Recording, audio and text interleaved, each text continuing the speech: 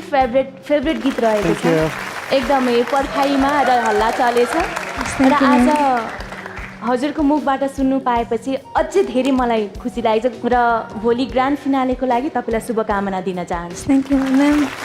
मलाई तपाईँले गाएको पनि सुन्न मन छ हल्ला चलेछ। आज पनि हिम्मत गर्ने त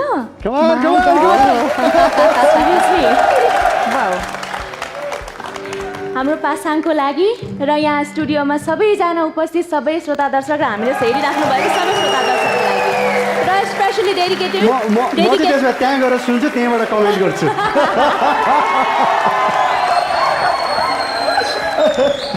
बस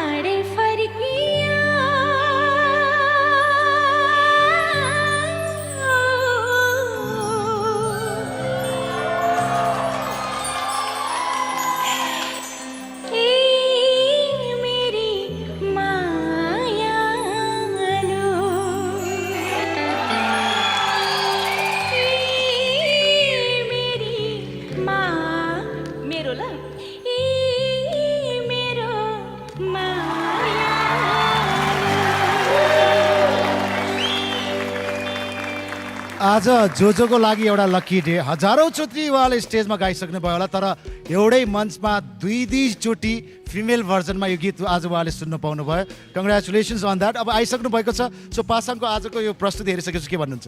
ओके, फर्स्ट चाहिँ हाम्रो कोच मिलनलाई थ्याङ्क यू सो मच। धेरै कहिले पनि मैले यो फिमेल भर्जनमा सुन्न पाएको थिएन होइन, त्यही भएर पासाङलाई पनि अब भनौँ न गाउनेलाई हामीले त्यो एउटा अनुरोध गऱ्यौँ हाम्रो नानुलाई, अनि हजुरले यसरी गाइदिनु भएकोमा थ्याङ्क यू सो मच। यो नेल्ड इट, एकदम राम्रो गाउनुभयो है त।